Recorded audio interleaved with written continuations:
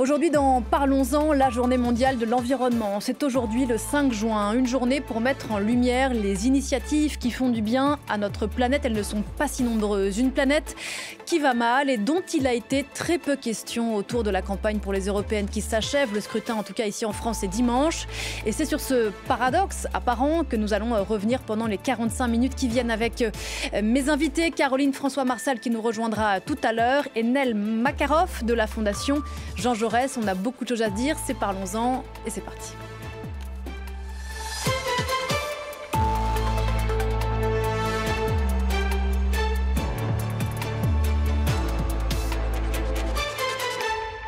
Le 26 mai 2019, un jour de fête pour les écologistes européens. Pour la première fois de leur histoire, ils remportaient un peu plus de 10% des suffrages aux élections européennes, plus de 70 sièges à Strasbourg, une force de frappe éminemment importante. 5 ans plus tard, réitérer l'exploit de 2019 semble mission impossible, tant l'écologie a été absente, semble-t-il, de cette campagne électorale, balayée par d'autres thèmes, pas moins importants, la sécurité, l'immigration, la défense, sur fond de guerre en Ukraine.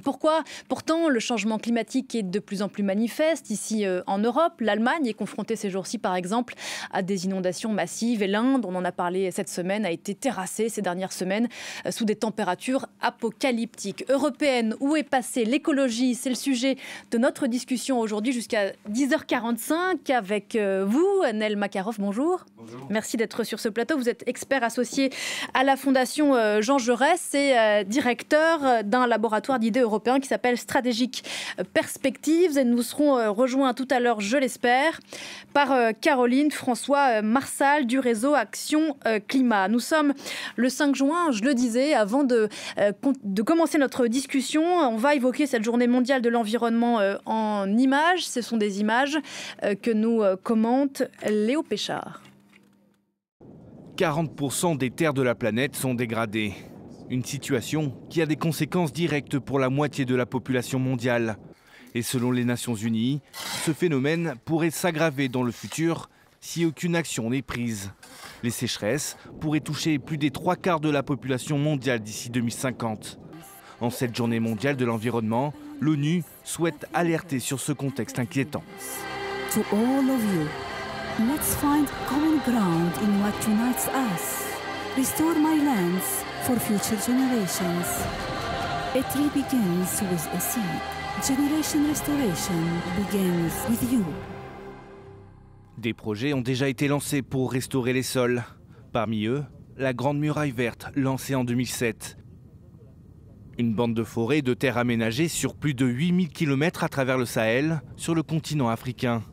Le but, aider les populations locales à retrouver des terres exploitables et limiter la progression du désert dans l'une des régions les plus pauvres du monde. Mais entre les difficultés économiques et les guerres dans certains pays, le projet peine à avancer.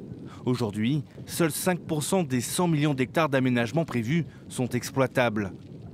Autre initiative, la République démocratique du Congo s'est engagée à restaurer 8 millions d'hectares de terres déboisées dans le bassin du Congo, le premier poumon de l'humanité. Mais les ONG de protection de l'environnement dénoncent un double discours. Car dans le même temps, les autorités ont mis aux enchères des blocs pétroliers et gaziers situés dans la deuxième plus vaste forêt tropicale de la planète. Pour Kinshasa, ces ressources économiques restent malgré tout indispensables pour le développement du pays. On a fait à l'instant un petit état du monde qui ne va pas fort, mais un élément pour commencer cette discussion à propos de l'absence de l'écologie dans la campagne pour les européennes, c'est que le continent européen est le continent qui se réchauffe le plus vite au monde, c'est ça ? En effet, l'Agence européenne de l'environnement l'a très bien dit, l'Europe est le continent qui se réchauffe le plus au monde et les citoyens européens en voient déjà les impacts. Il y a des inondations en effet en Allemagne, il y en a eu à plusieurs reprises dans les Hauts-de-France, il y a des sécheresses, notamment dans le sud de l'Europe, des feux de forêt qui sont gigantesques comme on a pu les connaître il y a quelques années dans le sud-ouest de la France ou même en Grèce ou en Espagne. Donc on voit que les impacts sont très présents. C'est là où il y a un vrai décalage entre quelque part le débat politique dans le contexte des élections européennes et la situation climatique qui, elle, se dégrade très fortement sur notre continent. Alors, selon une étude de la Fondation Jean Jaurès, à laquelle vous êtes expert associé, le climat n'a occupé que 3% du bruit médiatique généré par la campagne. Vous allez peut-être nous définir ce que c'est que le bruit médiatique. C'est 2 fois moins que le sujet migratoire et c'est surtout beaucoup moins qu'en 2019. Tout à fait, c'est-à-dire que le climat a été finalement couvert assez peu par les candidats, les principaux candidats à l'élection européenne, alors même qu'on sort d'un mandat qui a été le mandat pour le climat. C'est un mandat où l'Union européenne a adopté ce qu'on appelle le pacte vert européen. On va y revenir. La plus grande série de réformes sur le climat jamais adoptée.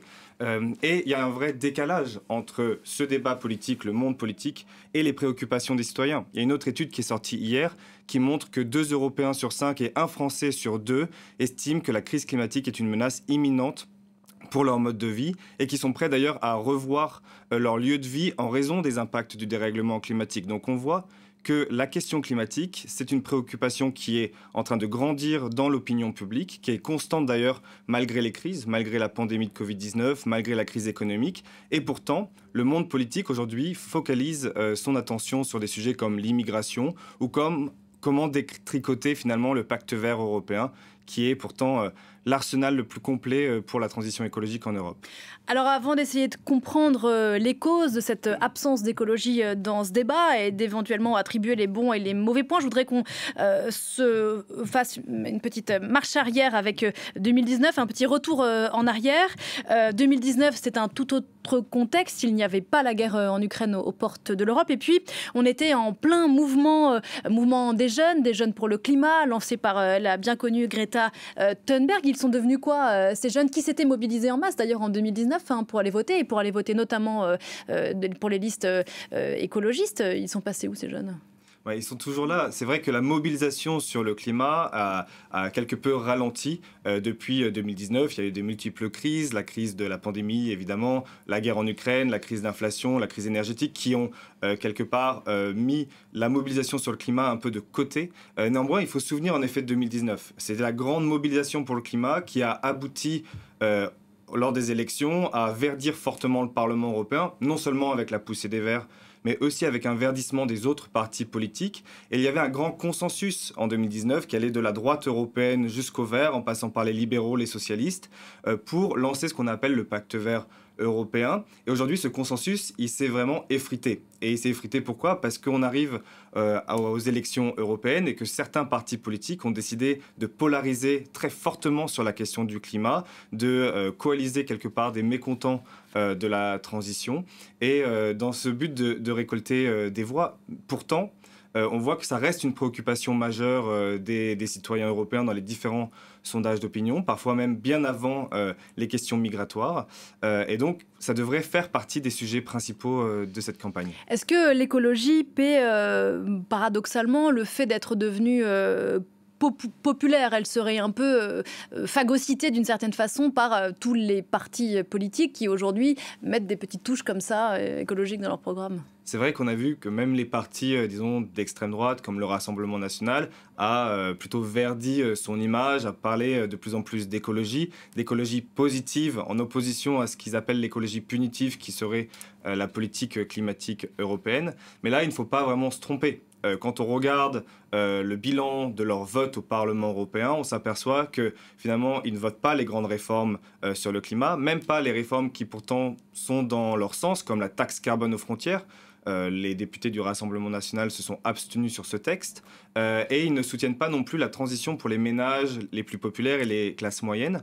Il y a eu par exemple un grand texte, le Fonds social pour le climat, qui a été adopté pendant ce mandat, qui vise justement à injecter de l'argent pour aider les ménages les plus précaires dans cette transition, à rénover leur logement, à accéder à un véhicule électrique. Là, le Rassemblement national a voté contre ce texte. Donc on voit que malgré le verdissement des discours, quand on gratte un petit peu le vernis, on s'aperçoit qu'il y a quand même encore beaucoup de travail à faire pour que ce soit des partis qui portent vraiment la transition écologique.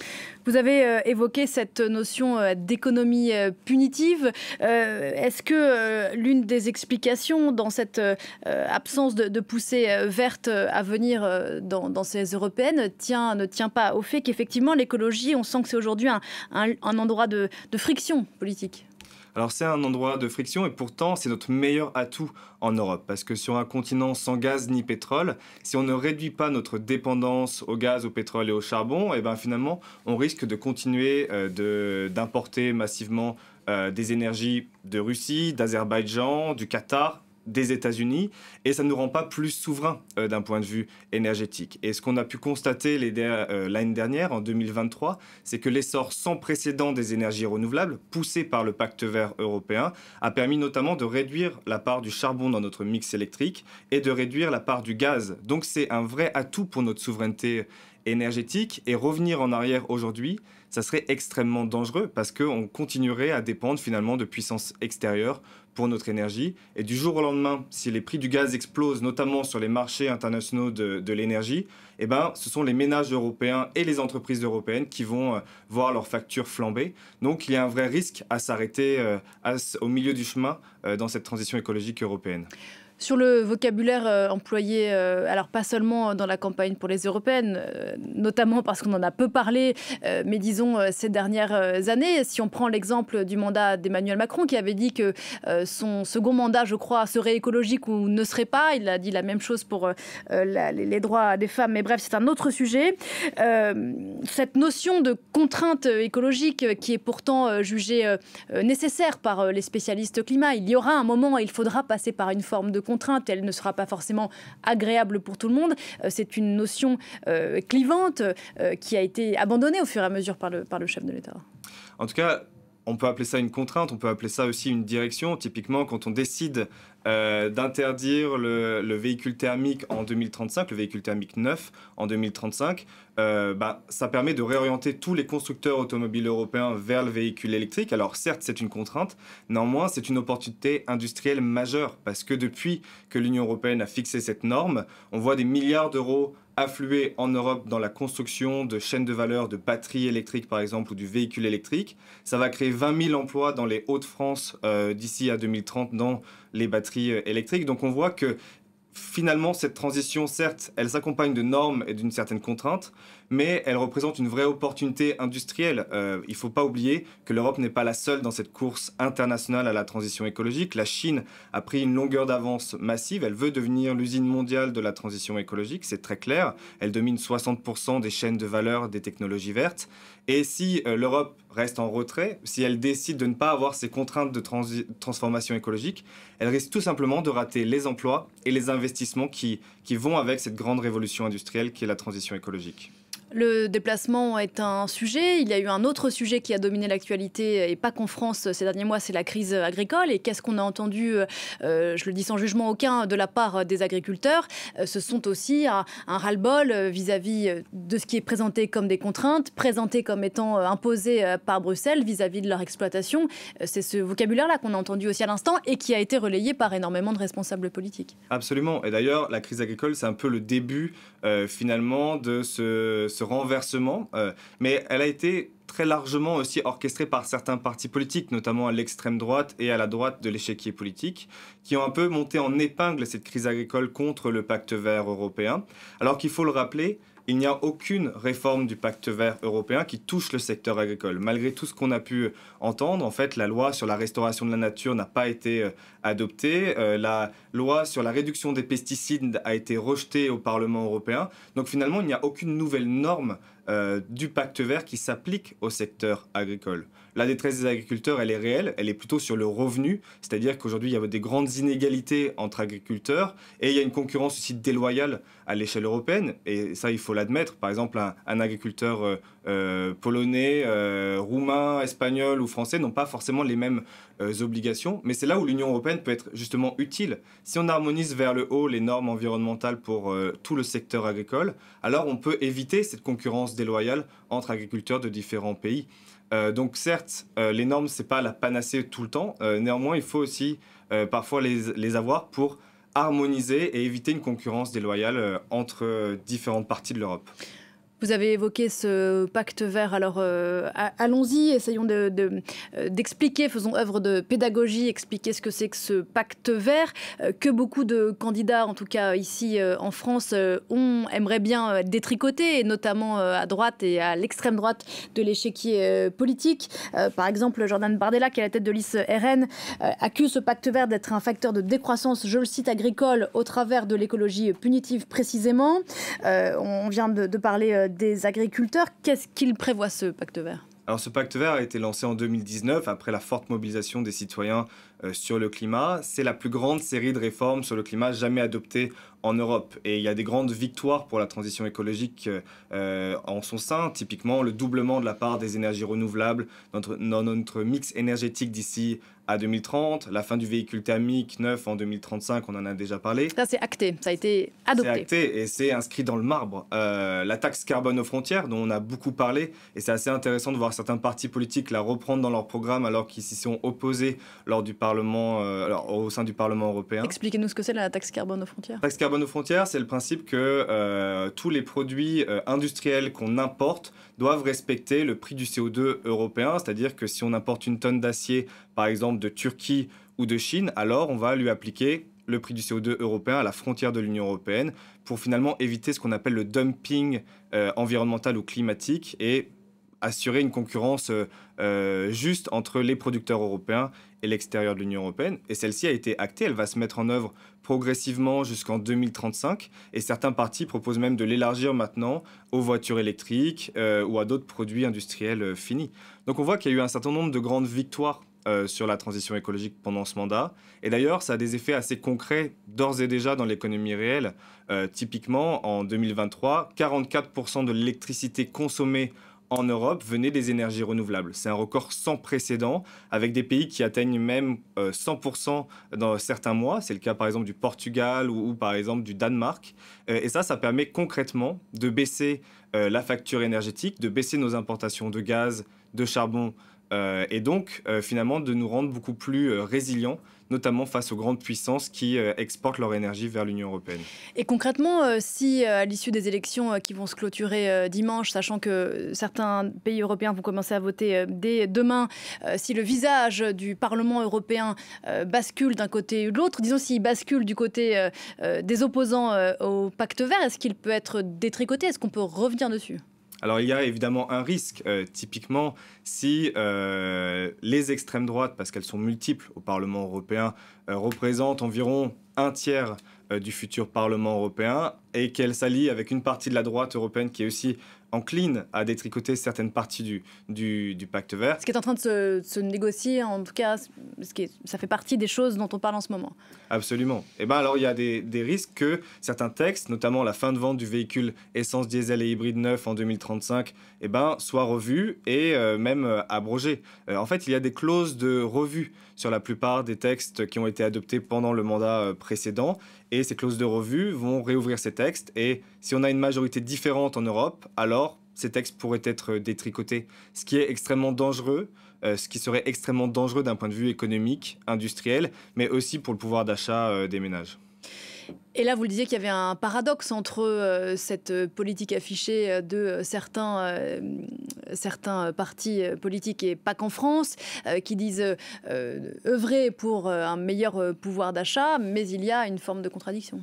Absolument. Si on met en œuvre toutes les lois du pacte vert, c'est-à-dire la rénovation énergétique des logements, le déploiement des pompes à chaleur, le déploiement du véhicule électrique, par exemple, ou la décarbonation de notre mix électrique, c'est-à-dire être moins dépendant du gaz et du charbon, alors on estime que les factures énergétiques et de carburant des ménages pourraient diminuer d'un quart d'ici à 2030. Donc c'est un gain en pouvoir d'achat qui est important, et c'est pour ça que cette transition écologique, elle est si importante. Et s'arrêter maintenant, c'est finalement ne pas se laisser l'opportunité d'accompagner les ménages dans cette transition, c'est finalement les laisser dépendants des énergies fossiles qui sont aujourd'hui la principale cause de l'inflation, mais aussi de leurs factures qui sont très élevées. Donc il y a un enjeu à accompagner les ménages dans cette transition et ça devrait être la suite du pacte vert. Finalement, cette dimension sociale, comment est-ce qu'on aide un ménage précaire ou les classes moyennes à accéder aux véhicules électriques, comment on soutient finalement la rénovation énergétique du bâtiment. Tout ça reste à construire construire dans le prochain mandat. Et si on s'arrête après le 9 juin prochain, alors la facture sera salée pour l'économie européenne. Et la place du nucléaire dans ce débat? On n'a pas beaucoup parlé non plus pendant la campagne. Alors pas pendant la campagne, mais pendant le mandat qui vient de s'écouler, certainement. La France, notamment, a été un des pays qui a poussé très fortement en faveur du nucléaire à l'échelle européenne. Et on voit avec un certain succès, parce qu'elle a réussi à regrouper un certain nombre de pays autour d'elle, qui s'appelle l'Alliance du nucléaire. Il faut quand même rappeler que la construction d'un réacteur nucléaire prend environ 15 ans. Et si on veut électrifier nos usages, c'est-à-dire nos véhicules, notre chauffage et notre industrie, eh ben, on va avoir besoin de beaucoup plus d'électricité, beaucoup plus rapidement. Et donc, on ne peut pas se passer des énergies renouvelables, éoliennes et solaires, pour véritablement augmenter notre capacité d'électricité décarbonée dans un premier temps, afin d'électrifier vite notre économie. Alors, le nucléaire peut jouer un rôle en Europe, c'est clair, mais les énergies renouvelables, c'est celles qui vont prendre la plus grande part de cette transformation. Pour parler du nucléaire, on va prendre la direction de la Belgique. C'est un sujet qui a divisé cette campagne. Un débat et une campagne suivie par Alix Le Breton, bien sûr. On se retrouve juste après. Un petit tract là quand même. Séance de porte-à-porte pour ces deux jeunes candidats du MR, un parti de droite libérale en Belgique.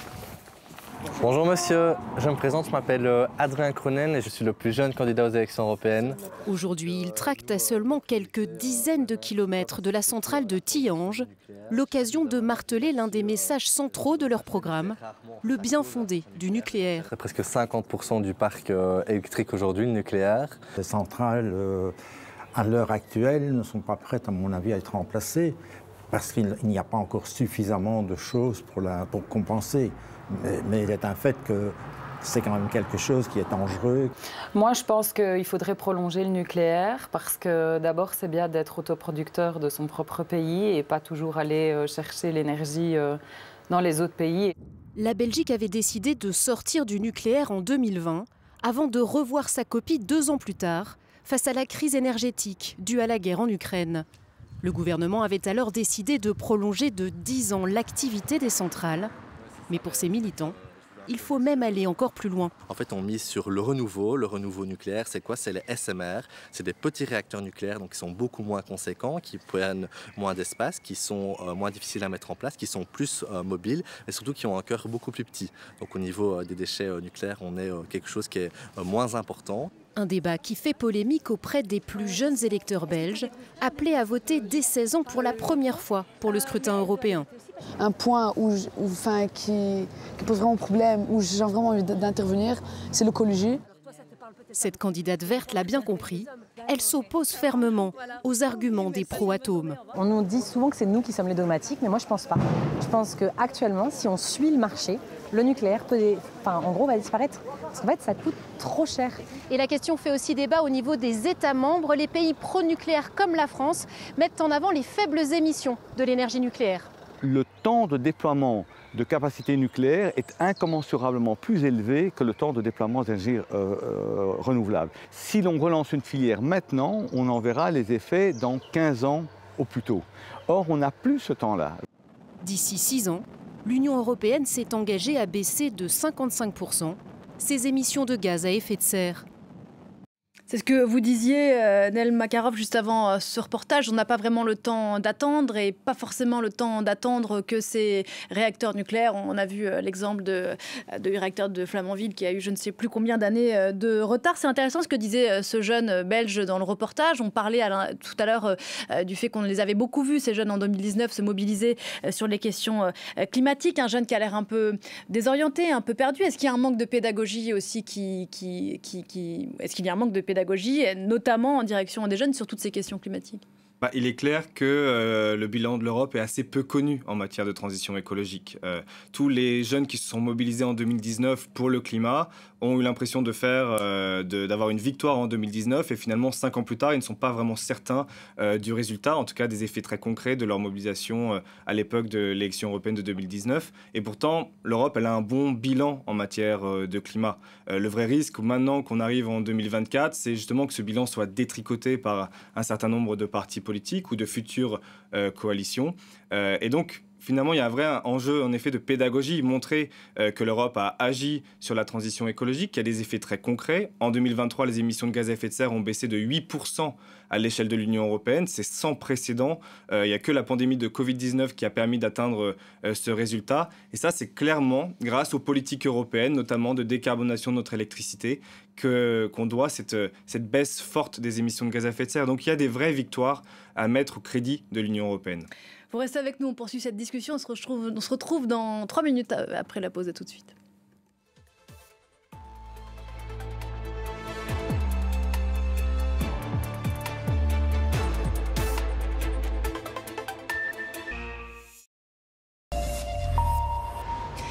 10h30 dans Parlons-en, notre discussion aujourd'hui consacrée à la place, ou plutôt à l'absence de l'écologie dans la campagne pour les élections européennes qui s'achèvent. Le vote commence demain dans certains des 27 États membres qui votent pour renouveler le Parlement de Strasbourg. On en parle avec vous depuis tout à l'heure. Nel Makarov, bonjour. Expert associé à la Fondation Jean Jaurès, directeur du laboratoire d'idées européens stratégiques Perspective. Et nous sommes en ligne avec François Gemène. Bonjour. Bonjour. Merci beaucoup de nous répondre au pied levé sur France 24, membre du GIEC, bien sûr, co-auteur du 6e rapport du GIEC. On évoquait avant la pause, François Gemène, je ne sais pas si vous nous avez entendu, les raisons, les explications à cette absence d'écologie dans la campagne pour les européennes. D'abord, est-ce que vous êtes d'accord avec ce constat et comment est-ce que vous vous l'expliquez ? Oui, je suis largement d'accord avec ce constat. Je pense que l'écologie est en fait un peu victime de ce qu'on appelle le syndrome Churchill. Après la Seconde Guerre mondiale, Churchill a gagné la guerre, il a mené les Alliés à la victoire. C'est un héros national et pourtant il perd lourdement les élections législatives en Grande-Bretagne. Pas du tout parce que les électeurs britanniques n'aimaient plus Churchill, mais simplement parce que Churchill leur rappelait trop de mauvaises nouvelles, trop de mauvais souvenirs. Je pense que le problème qui est associé à l'écologie, c'est que quand on en parle dans le débat public, on en parle toujours sous l'angle des mauvaises nouvelles, sous l'angle de nouvelles qui vont faire peur, qui vont créer de l'anxiété. Ou alors, quand on discute des mesures à prendre pour lutter contre le changement climatique, c'est toujours présenté en termes d'efforts, de coûts supplémentaires, de sacrifices. Et donc, honnêtement, je comprends bien qu'aucun politicien en campagne n'ait envie d'être associé à ces messages un peu plombants, à ces images négatives et anxiogènes. Je pense que si on veut vraiment que l'écologie tienne une place de choix dans les campagnes et qu'on puisse véritablement faire un choix entre les différentes mesures, il faut faire de l'écologie un projet. Or, elle apparaît pour le moment largement comme une contrainte. Un projet désirable, disent certains, mais je crois que ce mot fait bondir les militants pour le climat, parce que on n'est pas, j'entendais une émission, je crois que vous avez participé hier, on n'est pas dans la Fashion Week, on n'est pas là pour se faire du bien et se raconter des fausses histoires. Et c'est vrai qu'il y a une forme d'urgence, et l'urgence, ça n'a jamais fait plaisir à personne. Bien sûr, il y a une forme d'urgence, mais je pense qu'on espère souvent activer la transition en jouant sur les peurs des gens, alors qu'à mon avis, il faut avant tout parler à leurs intérêts. Et donc, il ne s'agit pas ici de faire un peu de cosmétique ou de rendre les choses plus jolies sous forme d'un narratif, mais il s'agit au contraire de montrer pourquoi nous avons directement nous-mêmes intérêt à la transition et pourquoi agir pour le climat, ce n'est pas uniquement agir pour les intérêts des autres, pour les pays du Sud ou des générations futures, mais aussi agir pour nos propres intérêts, ici et maintenant, et singulièrement, évidemment, dans les zones qui sont les plus défavorisées. Remettre de l'égoïsme dans le narratif sur le climat. Vous avez utilisé l'expression de peur, François Gemène, on le disait tout à l'heure. Ce réchauffement climatique, ça fait partie des 5 premières préoccupations des Français. Un Français sur 2 considère ce changement climatique comme une menace évidente pour son mode de vie.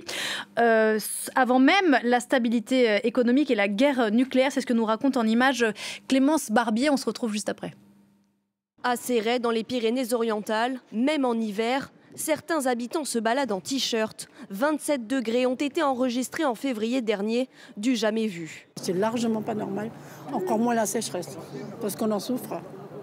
Même en 1976, je ne pense pas qu'on a eu des températures comme ça. Dans cette commune du nord de la France, les habitants scrutent la montée des eaux. Les inondations à répétition ont marqué les esprits. Jamais un tel phénomène n'avait été observé ici. On se demande si ça ne va pas recommencer. Hein. Vous en avez marre? Ouais. Selon une étude, 86% des Français reconnaissent que le changement climatique est un problème grave. 63% pensent même que ces phénomènes météorologiques affecteront l'endroit où ils choisiront de vivre au cours des 20 prochaines années.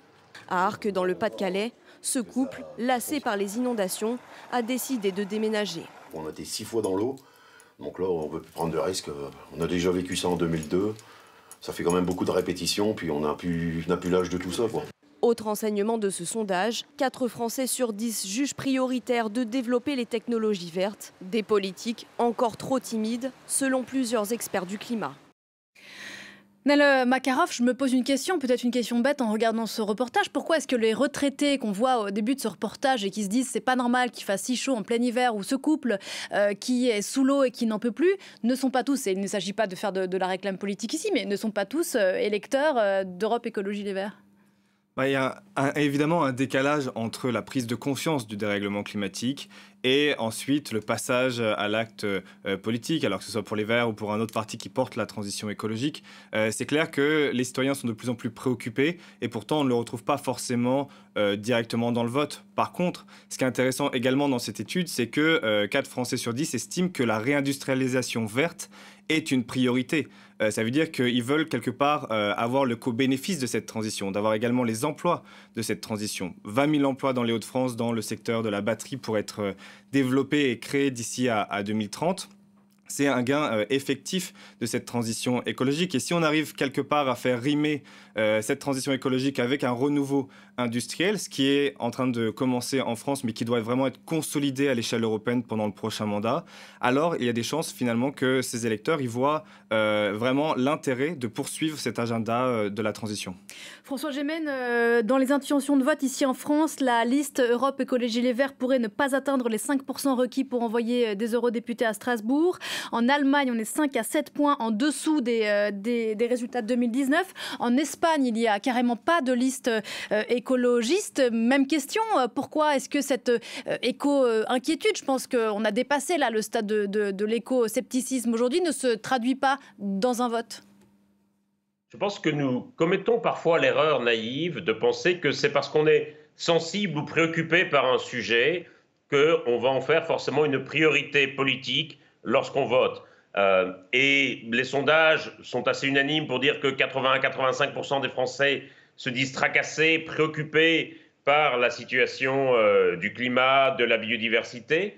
Mais ce n'est pas forcément une priorité politique parce que je pense qu'on confond parfois les causes auxquelles nous sommes sensibles et les intérêts qui nous guident et qui guident notamment notre vote. Et je pense que l'enjeu vraiment de la transition, c'est de parvenir à réconcilier la cause à laquelle nous sommes sensibles avec les intérêts qui nous guident. Est-ce qu'il n'y a pas, parmi les explications, le fait que l'écologie ne parvient pas à imposer un véritable projet politique? Oui, il y a le fait que c'est perçu largement comme une contrainte, et puis je pense qu'il y a aussi cette naïveté qui était de croire que nous allions naturellement nous réunir dans un projet de transition dans l'écologie, et que parce que nous partagions un même constat sur la gravité du problème, nous allions naturellement nous réunir dans l'écologie. On pensait, on disait, le climat c'est ni de gauche ni de droite, ça devrait être un sujet apolitique qui devrait tous nous réunir. Mais le problème c'est que maintenant qu'on entre dans le dur, maintenant qu'il y a vraiment des mesures que nous devons prendre, on se rend bien compte que ces mesures, en réalité, elles vont nous diviser bien davantage qu'elles vont nous rassembler, a fortiori, si elles se colorent d'idéologie, comme c'est de plus en plus le cas désormais. Et donc, l'écologie est devenue un sujet très clivant, plutôt que d'être un sujet rassembleur. Un sujet de friction, c'est ce qu'on disait tout à l'heure. Est-ce que vous êtes d'accord, François Gémen, pour dire, comme on le disait avec Nel Makarov tout à l'heure, que c'est l'avenir du pacte vert qui se joue sur la prochaine mandature du Parlement de Strasbourg, que le bilan en la matière est plutôt pas si mal de la mandature sortante et que si les opposants à ce pacte vert prennent beaucoup de place dans la prochaine mandature, notamment à la droite de l'échiquier politique, il pourrait être remis en cause? Absolument. Je dirais qu'il faut pouvoir le dire et le reconnaître. Le pacte vert, c'est un succès de la mandature de la commission von der Leyen. C'est un projet qu'elle a porté avec son vice-président Frans Timmermans. C'est vraiment un grand succès, une grande avancée à mettre au crédit de la commission sortante aujourd'hui. Et effectivement, ce pacte vert, cette ambition écologique, elle est menacée s'il y a une vague populiste ou nationaliste au Parlement européen demain.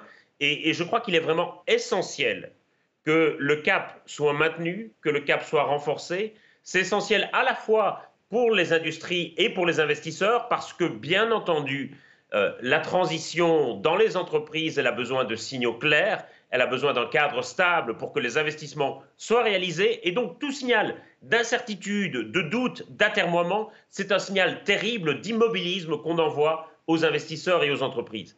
Et puis ensuite, je dirais que nous devons maintenir ce cap par devoir moral. Je pense qu'il est important ici de développer une éthique de responsabilité et de se rendre compte que les plus concernés par l'avenir du pacte vert, ce n'est peut-être pas nous les Européens, mais ce sont les gens qui souffrent aujourd'hui de températures extrêmes au Mexique, en Inde, au Pakistan. Et ces gens-là, ils n'auront pas de bulletin à mettre dans l'urne dimanche prochain, alors que ce sont sans doute les plus concernés par l'avenir des ambitions écologiques européennes. Il y a, Nel Makarov, une forme de respect que l'on doit aux premières victimes du réchauffement, que nous sommes, nous, pays du Nord, dont nous sommes, pays du Nord, responsables en premier lieu et qui n'ont pas le droit de s'exprimer, comme disait François Gemène. Oui, absolument. On sait que notre responsabilité dans le dérèglement climatique, elle est historique, même si on entend souvent l'argument comme quoi l'Europe représente assez peu les émissions mondiales. En réalité, les émissions historiques sont très importantes. On doit montrer aussi l'exemple. Le pacte vert, clairement, montre la voie. C'est le plus grand arsenal législatif sur le climat jamais adopté à l'échelle mondiale. Mais maintenant, il ne faut pas penser qu'on est seul dans cette course industrielle à la transition écologique. La Chine est en train de prendre une avance considérable sur les technologies vertes.